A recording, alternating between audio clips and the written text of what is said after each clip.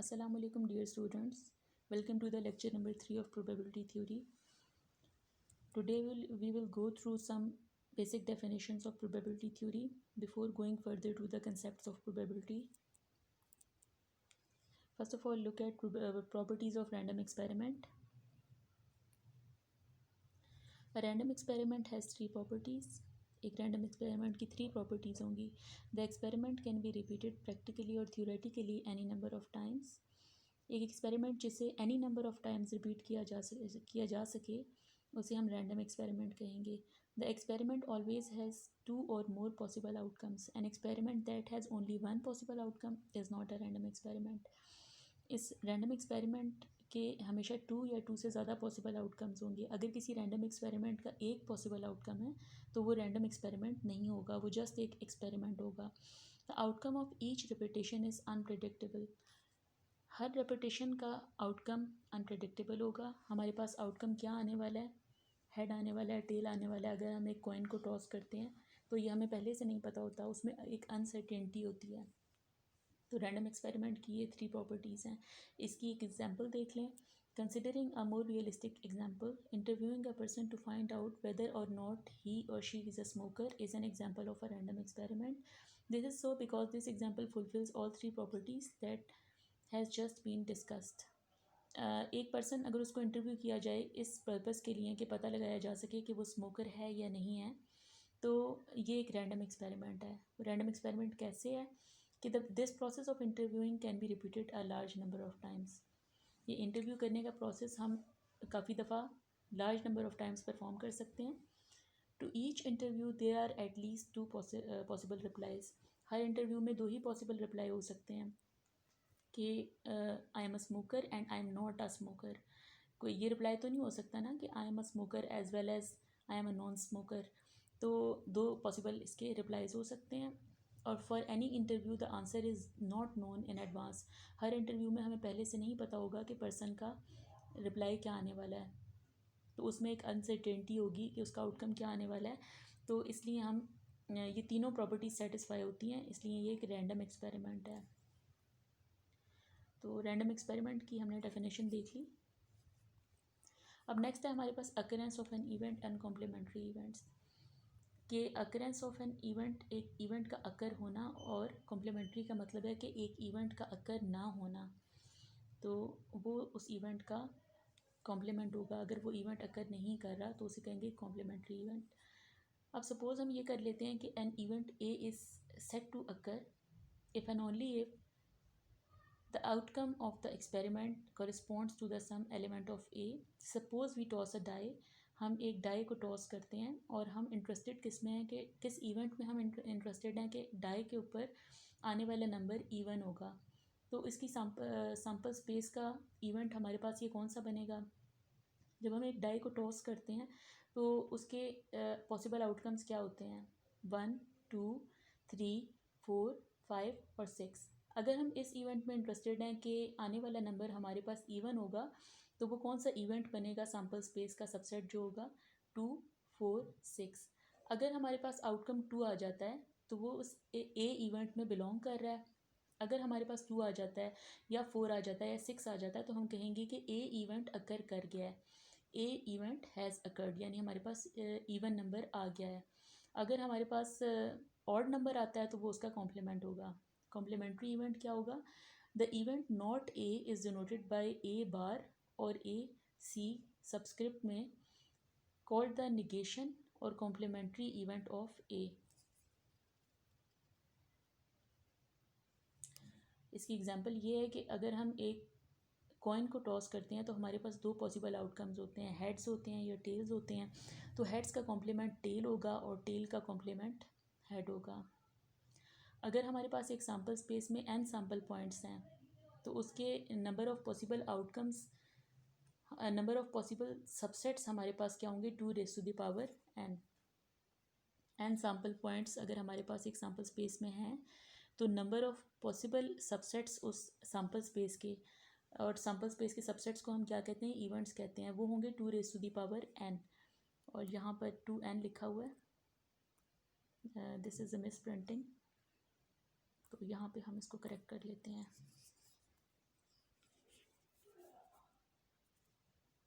2 raised to the power n।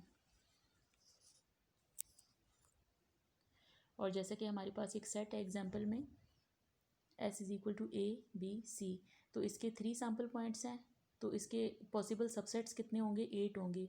2 raise to the power 3 is equal to 8। यहाँ पे भी 23 नहीं है, 2 रेज टू द पावर 3 है।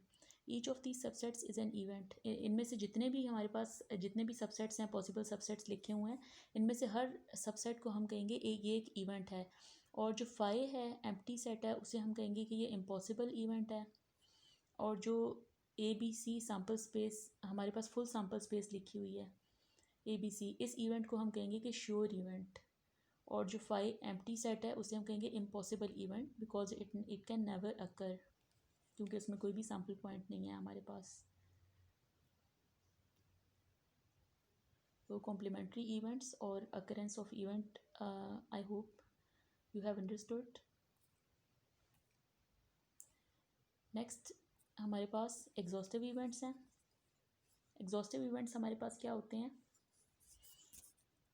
ये एक एग्जांपल से हम समझ लेते हैं कि what are the exhaustive events.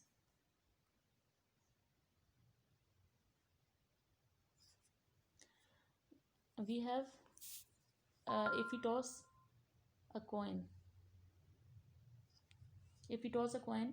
we have two possible outcomes, heads and tails। तो अगर दो इवेंट्स हम अलग कर लें, हेड्स के आने में हम इंटरेस्टेड हैं या टेल आउटकम में हम इंटरेस्टेड हैं, तो दोनों का यूनियन हमारे पास होल सैम्पल स्पेस आ जाएगी। एक तो ये एग्जांपल है।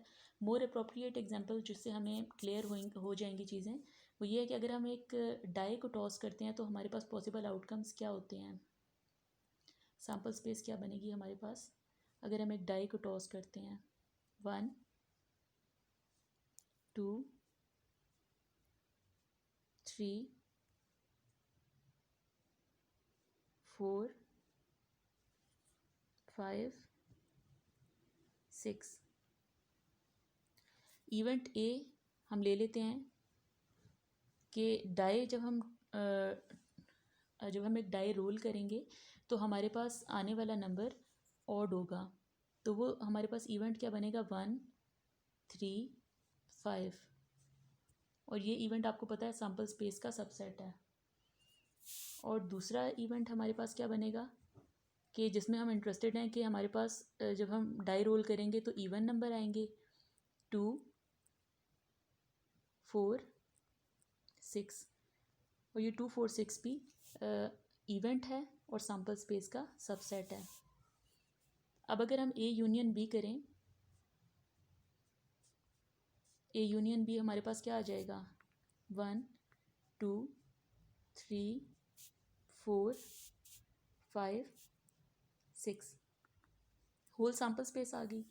तो ऐसे इवेंट जिनका यूनियन होल सैम्पल स्पेस हो, ऐसे इवेंट्स को हम कहते हैं collectively exhaustive events. I hope you have understood the concept कि ऐसे इवेंट्स जिनका यूनियन हमारे पास होल सैम्पल स्पेस हो, उन इवेंट्स को हम कहेंगे कलेक्टिवली एग्जॉस्टिव। और साथ ही साथ हम एक चीज़ ये भी देख सकते हैं इसमें कि ए इंटरसेक्शन बी अगर हम लें तो वो क्या आ रहा है, ए इंटरसेक्शन बी, दोनों में कोई भी चीज़ कॉमन है, कोई भी एलिमेंट कॉमन है नहीं, तो वो है एम्प्टी सेट फाई। तो ए इंटरसेक्शन बी क्योंकि फाई है इसलिए ये एक दूसरे से बिल्कुल डिफरेंट हैं और ये कलेक्टिवली एग्जॉस्टिव भी हैं और म्यूचुअली डिसजॉइंट भी हैं, इनमें कोई भी एलिमेंट कॉमन नहीं है।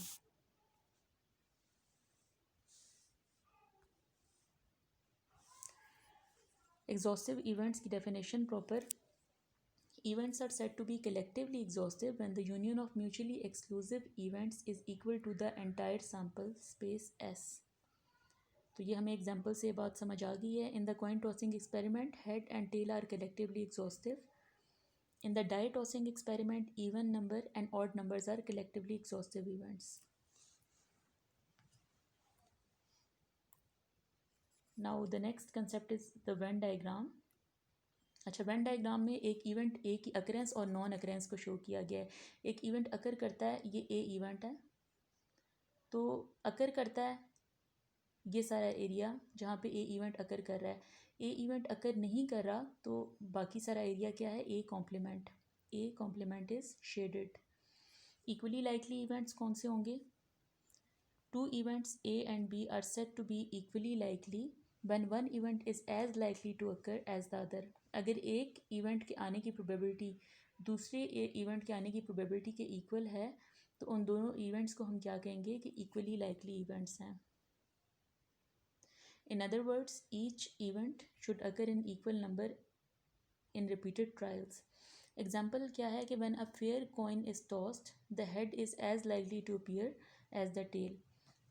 जब हम एक कॉइन को टॉस करते हैं तो हेड के आने के उतने ही चांसेस होते हैं जितने टेल के आने के चांसेस होते हैं। And the proportion of the times each side is expected to appear is 1/2। ये हमारे पास प्रोबेबिलिटी का फॉर्मूला यूज़ होगा कि हमारे पास हेड के आने की क्या प्रोबेबिलिटी है। सैम्पल स्पेस हमारे पास एस है,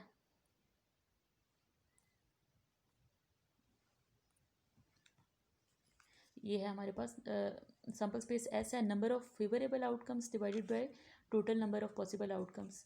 तो अगर हम हेड में इंटरेस्टेड होंगे तो नंबर ऑफ फेवरेबल आउटकम्स हमारे पास क्या होगा, 1। सैम्पल स्पेस हेड है और टेल है, तो सैम्पल स्पेस में एक दफ़ा हेड है एक दफ़ा टेल है, तो नंबर ऑफ फेवरेबल आउटकम्स हमारे पास 1 होगा और total number of possible outcomes हमारे पास क्या है, सैम्पल स्पेस में 2 हैं जब हम एक कॉइन को टॉस करते हैं, तो 1/2। और इसी तरह टेल के आने की प्रोबेबिलिटी भी 1/2 होगी।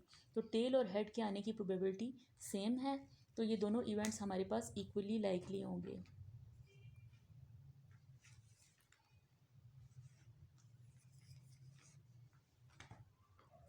If a card is drawn out of a deck of well shuffled cards, each card is equally likely to be drawn. एक 52 डेक ऑफ 52 कार्ड्स में से किसी भी कार्ड के आने की प्रोबेबिलिटी सेम होगी, वो होगी 1/52। हर कार्ड के आने की प्रोबेबिलिटी 1/52 होगी। सारे कार्ड्स को अगर शफल करके हम देखें कि हर कार्ड के आने की क्या प्रोबेबिलिटी है तो वो 1/52 होगी।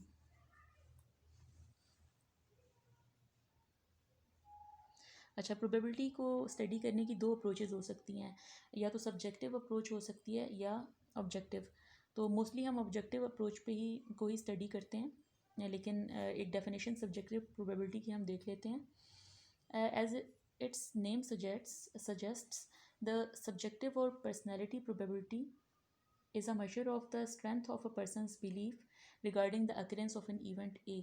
कोई इवेंट A है तो उसके बारे में प्रोबेबिलिटी के ये इवेंट अकर करेगा या नहीं करेगा, उसमें एक पर्सन का बिलीफ, जैसे मैं अगर सोच रही हूँ कि कल बारिश होगी या नहीं होगी, मैं उसको कैलकुलेट नहीं कर रही हूँ, या कोई भी इवेंट जिसके बारे में एक पर्सन का अपना बिलीफ कि इस बात के चांसेस ज़्यादा हैं इसके कम हैं, किसी भी कोई भी एग्जांपल आप ले लें, तो वो होगी सब्जेक्टिव और पर्सनलिस्टिक अप्रोच टू प्रोबेबिलिटी। उसे हम कैलकुलेट नहीं कर रहे हैं। Probability in this case is purely subjective and is based on whatever evidence is available to the individual. एक इंडिविजुअल, एक पर्सन के पास ये बात कहने का क्या एविडेंस है, ये बात उस पर डिपेंड कर रही होगी, उसकी कोई न्यूमेरिकल डाटा हमारे पास नहीं होगा। It has a disadvantage that 2 or more persons faced with the same evidence may arrive at different possibilities. For example, suppose that a panel of 3 judges is hearing a trial. एक trial हो रहा है तो उसे 3 जजेस hair कर रहे हैं। It is possible that based on the evidence that is presented, एक एविडेंस जो प्रेजेंट किया जाता है अदालत में, उसकी बेस पर 2 जजेस जो हैं 2 of them arrive at the conclusion that the accused is guilty, कि जो मुल्ज़िम है वो उस पर फ़र्द जुर्म आयद कर देते हैं 2 जज कि हाँ जी इसके ऊपर जुर्म साबित हो गया है। while one of them decides that the evidence not strong enough to draw this conclusion, जबकि तीनों में से एक जज जो है वो ये कहता है कि एविडेंस काफ़ी नहीं है इसको मुजरिम साबित करने के लिए। On the other hand, objective probability relates to those situations where everyone will arrive at the same conclusion. अब सब्जेक्टिव प्रोबेबिलिटी का और ऑब्जेक्टिव प्रोबेबिलिटी का फ़र्क आपको समझ आ गया होगा कि सब्जेक्टिव में जैसे ये जज वाली एग्जांपल है कि 3 जजेस हैं, एक ट्रायल को हेयर कर रहे हैं वो, तो हो सकता है कि 2 जजेस जो गिल्टी है जो एक्यूज़ड है उसे गिल्टी करार दे दें, और जो एक जज है वो कहे कि ये एविडेंस इनफ नहीं है इसको गिल्टी करार देने के लिए। तो ये है पर्सनलिस्टिक अप्रोच, सब्जेक्टिव अप्रोच, किसी इंसान का अपना कंक्लूजन एक प्रोवाइडेड एविडेंस की बेस पे। जबकि ऑब्जेक्टिव प्रोबेबिलिटी में हर इंसान सेम ही कंक्लूजन पे पहुंचेगा। जैसे ये कॉइन टॉसिंग की एग्जांपल ले लें या डाई रोलिंग की एग्जांपल ले लें, तो सबको पता है कि अगर अलग अलग हर आउटकम की प्रोबेबिलिटी ली जाए तो डाई रोलिंग में 1/6 आएगी, और कॉइन टॉसिंग में हमारे पास 1/2 आएगी, हेड की प्रोबेबिलिटी भी और टेल की प्रोबेबिलिटी भी। तो कोई भी ये नहीं कह सकता कि नहीं जी 1/3 आएगी क्योंकि मुझे ऐसा लग रहा है। तो ऑब्जेक्टिव प्रोबेबिलिटी में कुछ चीज़ें, बल्कि सारी चीज़ें ही हमारे पास मेजरेबल हैं और डिसाइडेड हैं। तो सब्जेक्टिव में और पर्सनलिस्टिक अप्रोच में चीज़ें हमारे पास फिक्स नहीं होती। सब्जेक्टिव प्रोबेबिलिटी एक इंसान की अपनी सोच पर डिपेंड कर रही होती है। सब्जेक्टिव प्रोबेबिलिटी की डेफिनेशन देखने के बाद हम अपने मेन कंसेप्ट की तरफ आ जाते हैं जो आगे भी यूज़ होगा। Objective approach to the probability, the classical or a प्रायोरी definition of probability. A random experiment can produce n mutually exclusive and equally likely outcomes, and if m out of these outcomes are considered favorable to the occurrence of a certain event A, then the probability of the event A denoted by P of A is defined as the ratio m by n. Symbolically किसी भी event A की probability को हम कहेंगे m by n, number of favorable outcomes divided by total number of outcomes. इसको समझने के लिए एक दो एग्जांपल्स हम देख लेते हैं। पहली एग्जांपल देख लें। If a card is drawn from an ordinary deck of 52 playing cards, अगर 52 प्लेइंग कार्ड्स का एक डेक है उसमें से एक कार्ड ड्रॉ किया जाता है, फाइंड द प्रोबेबिलिटी, तो प्रोबेबिलिटी फाइंड आउट करनी है the card is a red card, कि जो कार्ड निकलने वाला है ड्रॉ करने से वो एक रेड कार्ड है। और सेकंड है the card is a 10, second हमने ये प्रोबेबिलिटी फाइंड आउट करनी है कि एक ये जो कार्ड आएगा वो एक 10 है। तो फर्स्ट ऑफ ऑल हम डेक को समझ लेते हैं। डेक ऑफ 52 प्लेइंग कार्ड्स में कितने कार्ड्स कौन से होते हैं वो हम देख लेते हैं। ये डेक ऑफ 52 प्लेइंग कार्ड्स हैं, ठीक है। क्लब्स 13 होते हैं, डायमंड्स 13 होते हैं, हार्ट्स 13 होते हैं, स्पेड्स 13 होते हैं। इनमें से जो डायमंड और हार्ट्स होते हैं वो रेड कार्ड्स होते हैं, और क्लब्स और स्पेड्स इन्हें हम ब्लैक कार्ड्स कहेंगे। अब हर जो सूट ऑफ 13 कार्ड्स है, there are 4 suits of 13 cards. तो हर सूट ऑफ 13 कार्ड्स में हमारे पास एक जैक, एक क्वीन और एक किंग है हर एक में। और 10 कितने हैं ये आप देखें, हर सूट ऑफ 13 कार्ड्स में हमारे पास एक एक 10 कार्ड मौजूद है। तो ये मैंने आपको एक ब्रीफ सा व्यू दे दिया है 52 डेक ऑफ प्लेइंग कार्ड्स का। तो ये प्रोबेबिलिटी कि हमारे पास आने वाला कार्ड जो है वो रेड कार्ड होगा, तो वो प्रोबेबिलिटी हम कैसे फाइंड आउट करेंगे। सैम्पल स्पेस में ये हमारे पास सैम्पल स्पेस 52 प्लेइंग कार्ड्स के बारे में है। तो इसमें कितने रेड कार्ड्स हैं, रेड कार्ड्स कितने हैं इसमें, ये 13 है रेड कार्ड्स और ये 13 है रेड कार्ड्स, यानी टोटल रेड कार्ड्स कितने हैं 26। तो 26 फेवरेबल आउटकम्स हो गए हमारे पास, और टोटल नंबर ऑफ़ आउटकम्स कितने हैं 52। टोटल नंबर ऑफ़ आउटकम्स हमारे पास 52 हैं। तो 26 divided by 52 and then cancel out होके 1/2 आ जाएगा। और प्रोबेबिलिटी ऑफ बी हमारे पास क्या आएगी, यानी कि 10 के आने की प्रोबेबिलिटी हमारे पास क्या आएगी। तो ये आप डेक में देख लें कि 10 वाले कार्ड्स कितने हैं टोटल, वो 1 2 3 4 हैं टोटल। तो 4 डिवाइडेड बाय 52 हम करेंगे और वो कैंसिल आउट होके हमारे पास 1/13 आ जाएगा ये चीज़। तो डेक ऑफ प्लेइंग कार्ड्स की एग्जांपल स्टैटिस्टिक्स में प्रोबेबिलिटी में काफ़ी यूज़ होती हैं।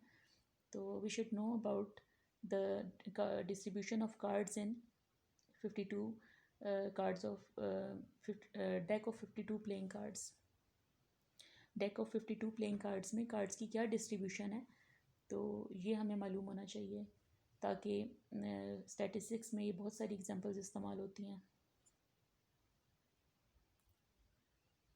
और लास्ट एग्जांपल आप देख लें, a fair coin is toss 3 times, what is the probability that at least one head appears. एक फेयर कॉइन को थ्राइस हम टॉस करते हैं। एक प्रीवियस लेक्चर में अगर एक फेयर कॉइन को थ्राइस हम टॉस करते हैं, यानी 3 दफ़ा उसे टॉस करते हैं, तो सैम्पल स्पेस क्या बनेगी, वो मैंने आपको ट्री बनाकर बताया हुआ है प्रीवियस लेक्चर में। ये ट्री डायग्राम से बताया हुआ है कि हमारे पास हो सकता है कि तीनों टाइम्स हेड आ जाए, हो सकता है कि फर्स्ट 2 टाइम्स हमारे पास एच आए और देन थर्ड ट्रायल में टेल आ जाए। तो जितनी भी पॉसिबिलिटीज़ हैं हमारे पास वो इस सैम्पल स्पेस में लिखी हुई हैं, और हमारे पास 8 पॉसिबल आउटकम्स हैं, and thus the total number of sample points is 8। Number of sample points is 8। Let A denote the event that at least one head appears. तो ए उस इवेंट को डिनोट कर रहा है जिसमें हम इंटरेस्टेड हैं कि eight least one head appears. अब एट लीस्ट वन हेड ए हम सैम्पल स्पेस में से निकालेंगे इवेंट कि इसमें कौन कौन से सैम्पल पॉइंट्स ऐसे हैं कि जिसमें हम कह सकते हैं कि eight least one head. Eight least one head का मतलब है कि कम से कम एक हेड, मतलब कि 2 भी हो सकते हैं और 3 भी हो सकते हैं। तो वो ये पहला सैम्पल पॉइंट है। दूसरे में जिसमें भी हेड है, कम से कम एक दफ़ा भी हेड है, तो वो सारे सैम्पल पॉइंट्स इस इवेंट ए में शामिल होंगे। जिसमें कोई भी हेड नहीं है तो वो इसमें हम इंक्लूडेड नहीं करेंगे। जैसे ये वाला इंक्लूडेड नहीं है जिसमें तीनों टेल्स हैं। ये कितने सैम्पल पॉइंट्स हमारे पास बन गए हैं इस इवेंट में, कितने एलिमेंट्स बन गए हैं, 7। तो एन ऑफ ए हमारे पास 7 है, एन ऑफ एस हमारे पास 8 है। तो प्रोबेबिलिटी ऑफ ए, यानी probability of this event that at least one head appears is n of A divided by n of S, 7/8।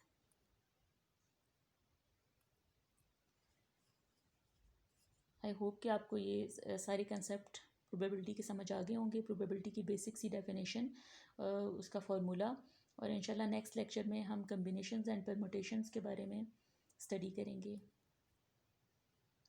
अल्लाह हाफिज़ students, and take care of yourselves.